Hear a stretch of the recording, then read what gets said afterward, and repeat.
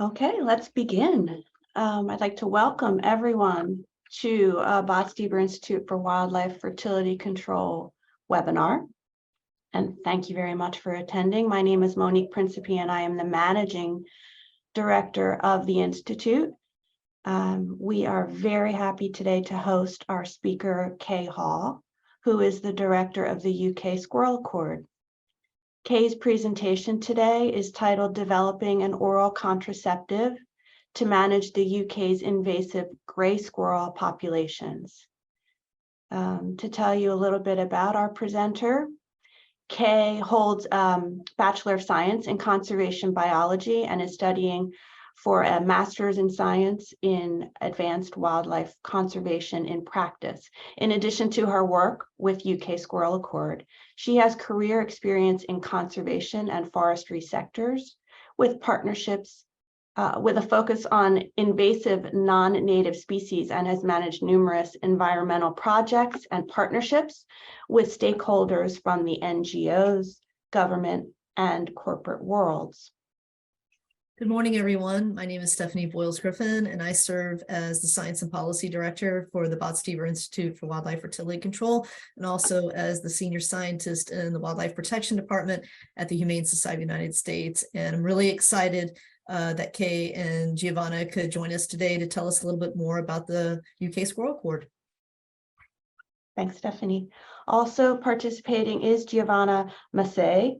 Giovanna, would you like to say hello and introduce yourself? Good morning and good afternoon, everybody. My name is Giovanna Massey. I'm the Europe Director of the Botstiber Institute for Wildlife Fertility Control, and I've also worked as a researcher for more than 20 years on fertility control for wildlife. I'm now based at the University of York, but I have started with Kay this project several years ago, which is now with my colleagues in York at the Animal and Plant Health Agency.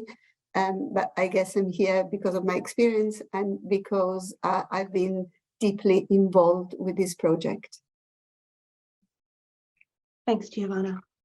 I don't think there's anything else. So with that, let's begin the presentation, and I hand it over to Kay. Thanks very much, Monique. I'll just share my screen.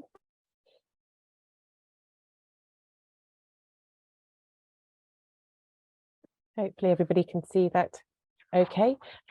Yes, as Monique said, I'm Kay Hall. I'm the Director of the UK Squirrel Accord, and today I'm going to look at fertility control work to manage invasive grey squirrel populations. So a bit about the UK Squirrel Accord to start with.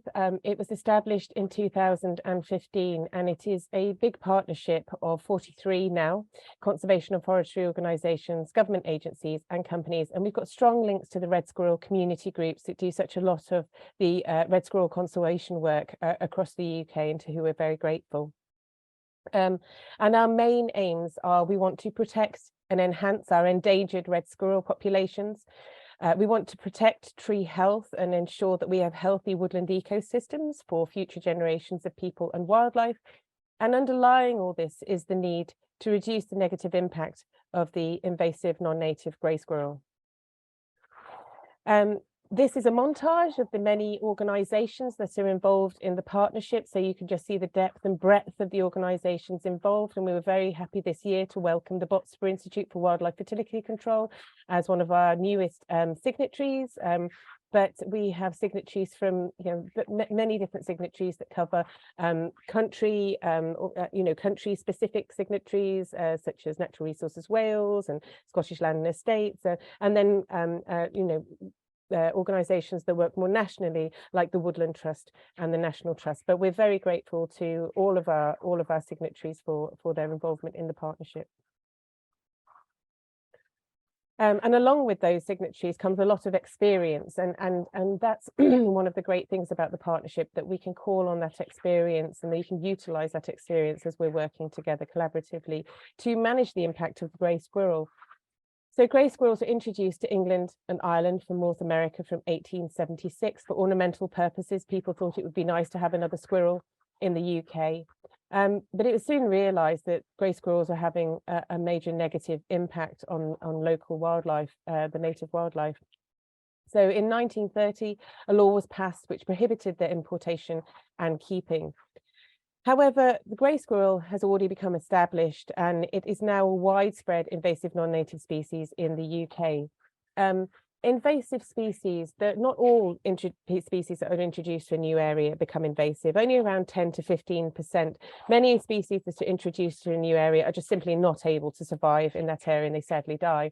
And other species that are introduced live in harmony or live alongside our native fauna and flora without any issues. But it is this 10 to 15% of species. In the UK, we have issues with things like rhododendron, Himalayan balsam, Japanese knotweed, Asian hornet, and the grey squirrel, and it's these species that we need to tackle. The most effective way to start to tackle an invasive species is actually not to let it into your country in the first place.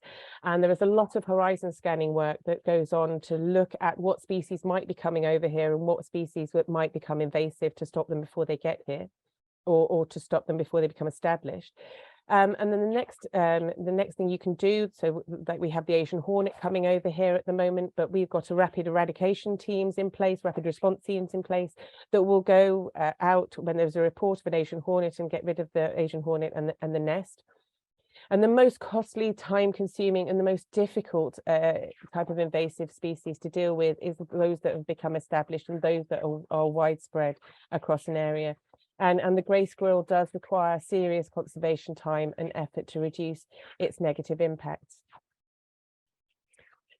In terms of those negative impacts, they cause local extinctions of our red squirrel through competition and disease transmission. The video on your left, you can see a red squirrel feeding from a feeding hopper in Northumberland, and the grey squirrel, much larger, much more aggressive, just coming and chasing the red squirrel from the food. And that's what they do. They outcompete them for food and habitat, but they also carry squirrel pox virus, which they don't contract, but which they pass on to red squirrels. And if it gets into a population of red squirrels unchecked, then it can kill 80 to 90% of a red squirrel population. And it is a really horrible way for the red squirrel to die as well. It's terrible to watch. And they also bark strip young broadleaf trees. You can see the video on the right here, a grey squirrel just attacking, ripping that protective bark layer off that tree. This causes damage, stress, and fatalities, which is a serious concern at a time when the UK, along with many other areas of the world, is trying to plant more trees for the many ecosystem services they provide. And we don't want to lose these trees to grey squirrel bark stripping damage. A report by the Royal Forestry Society, which came out last year, along with working with other partners such as Forestry Commission, Woodland Trust and Natural Resources Wales, found that they estimated that grey squirrels cause around £37 million worth of damage. And that's in terms of the trees that are lost, replacement trees, impacts on timber, and impacts on carbon sequestration, because damaged and unhealthy trees sequester less carbon, which is an issue for the climate change problem. However, we don't have a quantitative idea of the impacts they're having on biodiversity. So as we're losing those ecologically important trees, such as our oak trees that support more species than any other tree in the UK, over 2,000 species, grey squirrels target them. And if we're losing those from our woodland ecosystems, what is the knock-on impact on the biodiversity? And that is another area that the UK Squirrel Accord is hoping to look at very soon.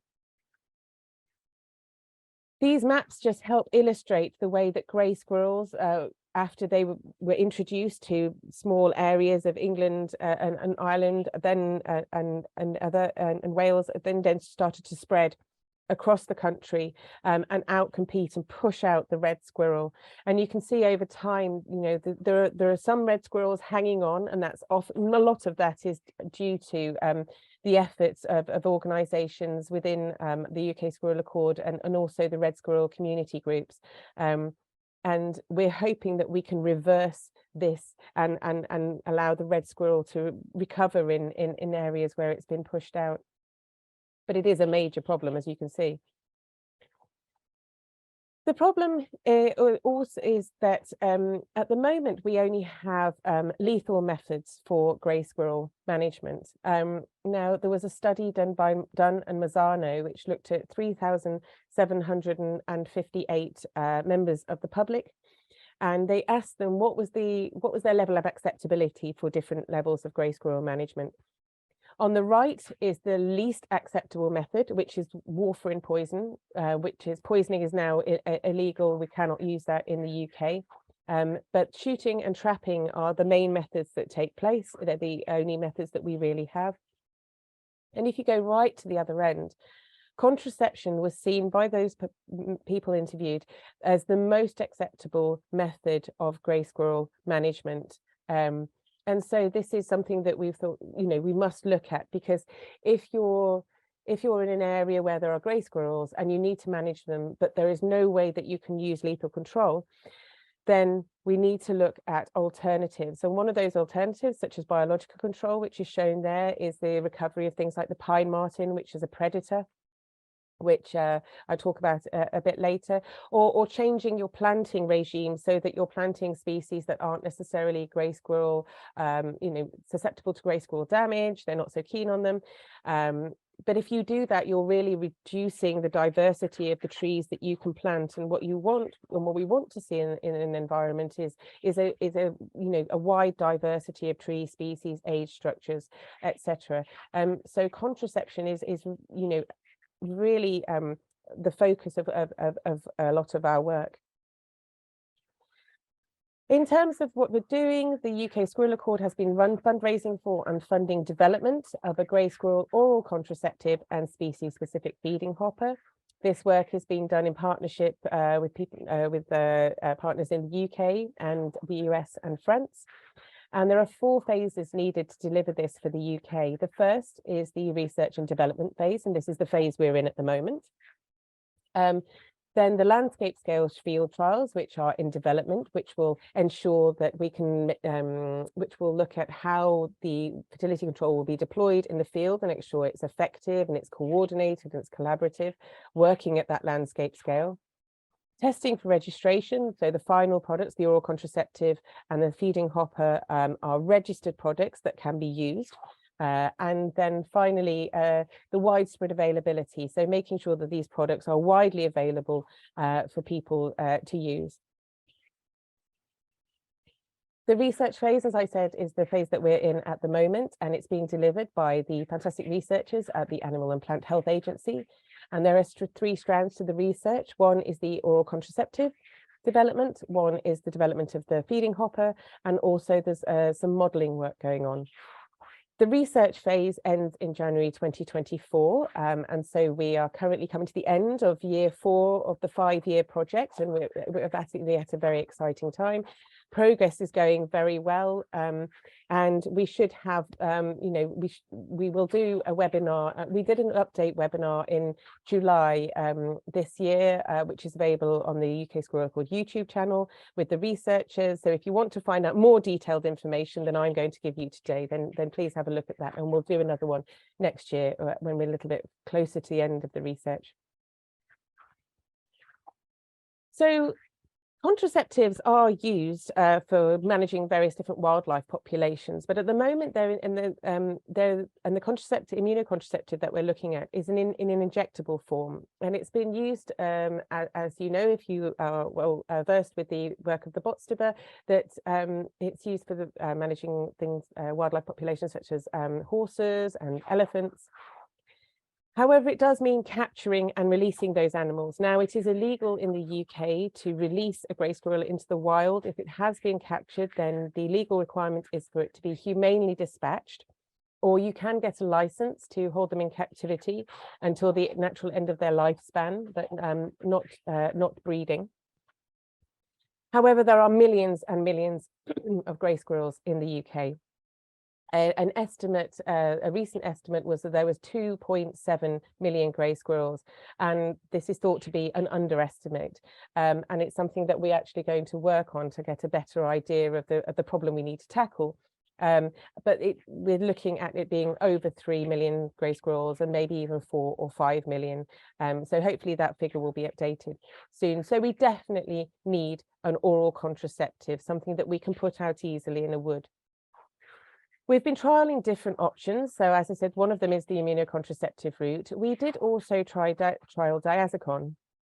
Diazepam is a cholesterol inhibitor. And cholesterol is an essential building block for the sex hormones. And if you reduce the cholesterol within an individual's body, you can reduce their fertility. However, it's got a very strong taste. And although Rebecca Pinkham, who has been working with Giovanna on this oral contraceptive side, was looking at different taste masking agents, unfortunately, it was still rather unpalatable for the grey squirrel, and it also wasn't having as positive a results as the immunocontraceptive.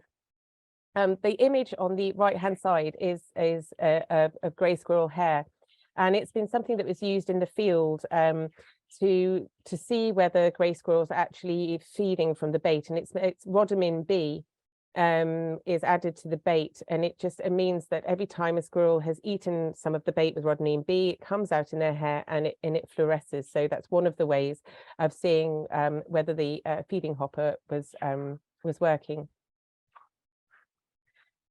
So in terms of the immunocontraceptive, the way it works is that the gonadotropin releasing hormone, which is created by the hypothalamus, is the precursor hormone to the sex hormones, the estrogen and progesterone or testosterone. And the immunocontraceptive works by stopping the creation of that GnRH hormone. And so by stopping that, you stop that cascade, you prevent the sex hormones from being created. However, one of the issues is to turn something that is successful as an injectable form, so where it's directly injected into the bloodstream and can have a very, strong effect quite rapidly, into something that will survive the digestive processes, the very harsh digestive processes of the body, and still get through that system, in your system, and into the animal system and into the bloodstream. This diagram is taken from Sporomex, which is a company that we've been working with. And what they look at is encapsulating drugs. And this is something that's been used for medicines for human consumption. And a plant pollen or spore and other spores are used. And what happens is they extract the genetic material from the pollen spore, and then they fill it with whatever drug they want to get into the body. So, for example, for us and personally, it's the immunocontraceptive, but I believe it's been used for various different types of drugs. This encapsulation process means it can survive the digestive process, and it sticks to the gut wall and then delivers the drug through the gut wall and into the body. So increasing, hopefully, the uptake of the immunocontraceptive, making it more effective. In terms of the feeding hopper, the hopper that's being used, which you can just see, which is on that stand there, which is the metal kind of casing on that stand, and it's a modified version of those that were used for warfarin, for deploying the warfarin poison, which I said is illegal to use now. So it's already something that was used for grey squirrels, so it made it easier to be able to modify that design. Sarah Beatham, who's been working on the feeding hopper, has been putting a hazelnut paste into it to use as a bait. I need to just reinforce that there are no contraceptives have gone out into the wild as yet. That all of the oral contraceptive work is still lab-based. But we're just looking at what could be put into, putting something into the hopper that entices a grey squirrel into it in the first place, but also something that we might be able to put the oral contraceptive into. Hazelnut paste, very appealing to grey squirrels, and it's they're very happy to enter the hopper and feed on the hazelnut paste. And Sarah's found in her trials that most females and males will enter the hopper and consume multiple doses of the bait, and that's really useful to look at how much an individual is taking at any one time and how many times they've entered the hopper, so that we can work on the oral contraceptive formula and concentration. The field trials include species specificity testing and deployment. So these are some fantastic, this image shows some fantastic red squirrel conservation volunteers who are up in Northumberland that worked with Sarah to see how people outside the APHA research team might deploy the feeding hopper in the field. And you know, they're more than capable, and it's quite a simple setup. So we're hoping that that makes it accessible and easy for many people to use.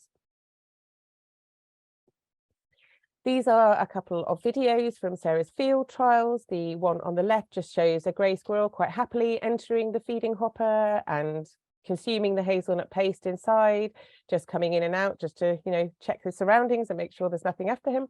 But yeah, quite happy to use the feeding hopper, which is great. They're not shy of it, they're not scared of it in any way, and they can smell the hazelnut paste inside. The video on the right is of a pine marten, and we want to ensure that there are no non-target species they're targeting into the feeding hopper.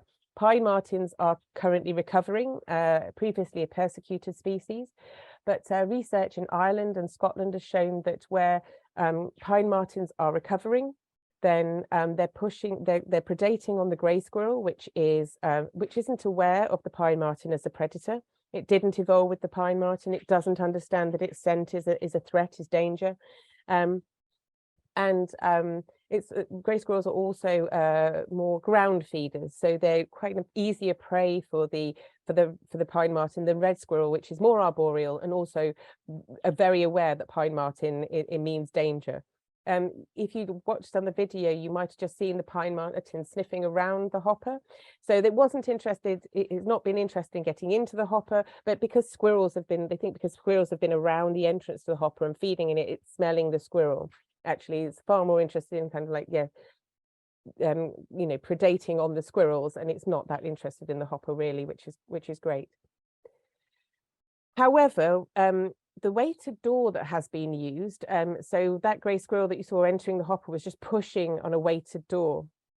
Grey squirrels being, pushing this way on a weighted door and pushing it up and getting into the bait. And so grey squirrels are bigger and heavier and stronger generally than red squirrels. So we were hoping that this quite simple weighted door mechanism could be used. However, it is allowing the larger red squirrels to access the hopper still, and that's definitely something we don't want to do, because the immunocontraceptive that we're looking at is mammal specific, not species specific.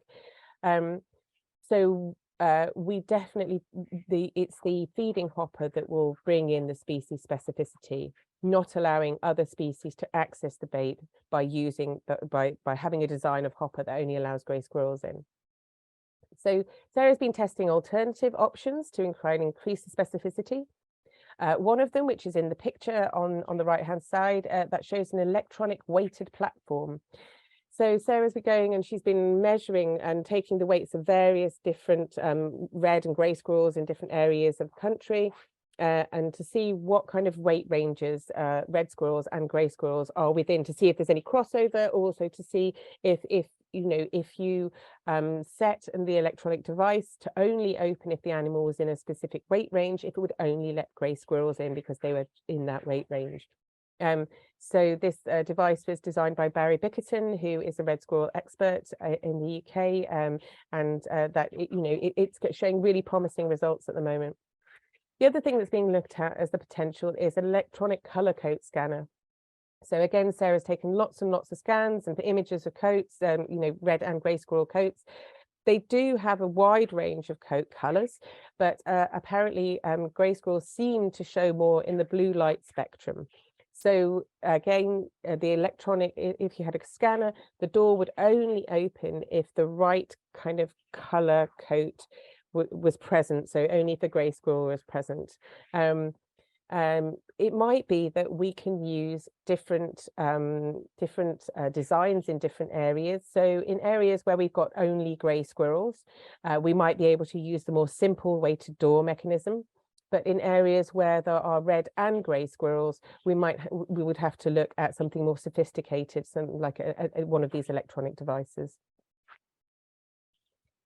If you want to know more about it, this is a poster that Sarah created for her PhD, which she's working on at the moment, and it's available in the Resources Library of the UK Squirrel Accord website. I will just highlight the image that's in the kind of not top, but above in the right, on the right, which shows the 3D printed insert that goes into that metal casing. On the left, you can just see the weighted door, which ends up being pushed up.